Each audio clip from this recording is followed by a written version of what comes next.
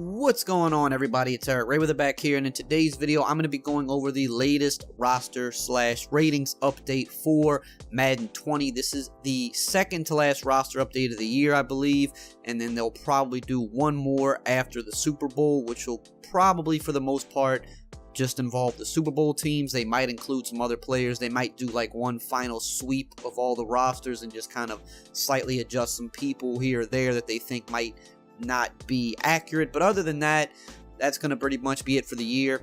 I'm going to go over the roster update today. It's very small. There's not a lot that they did with this update. If you are new to the channel, however, and you never want to miss out on any of the latest Madden news, the updates, or any of the tips and tricks that I put out, make sure to subscribe and make sure to hit the bell icon so that you never miss any of the important uploads. So this week's roster update is by far the smallest of the year. That's pretty much the only way to put it. As the year winds down, the last few updates usually aren't, at least in terms of how the past game is going, they aren't usually too big because there's not as many people to adjust. So what they did this week, the kind of big thing is they actually boosted Luke Kuechly +3 overall to a 99 in honor of him retiring. And most of you have probably seen by now that he put out that video about a week ago that he was going to be retiring from football because he doesn't feel that he can still play the game at the level that he once was able to. Obviously, he's had some concussions and injuries and things like that over the years, so he's kind of checking out, you know, before his health gets any worse, which, you know, is the smart thing to do for sure. He's going to be a future Hall of Famer, I would think. So, you know, he's just bowing out a little bit early. So they did put him to a 99 overall, +3. He was a 96 previously.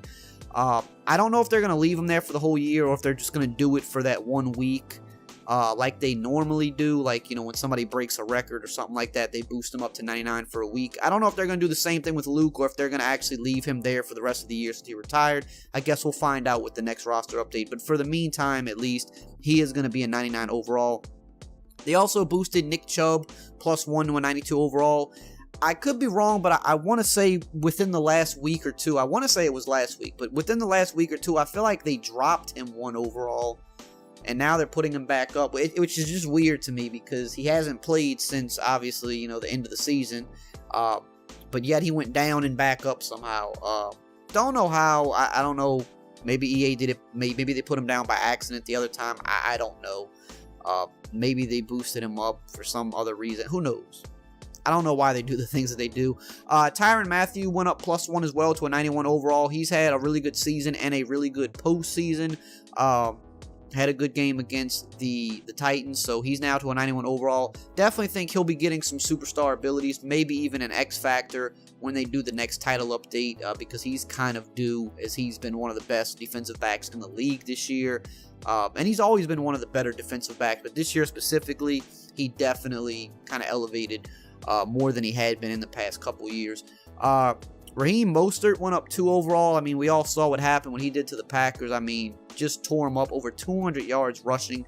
Seems like, you know, towards the second half of the season, he's really turned it on, and he just seems like he makes plays every game. He scores touchdowns every game for the Niners, so he's going up +2 to an 81 overall. You know, that's really it for the guys going up. That's those 4 guys is basically it. Going down, they just have kind of 2 guys here.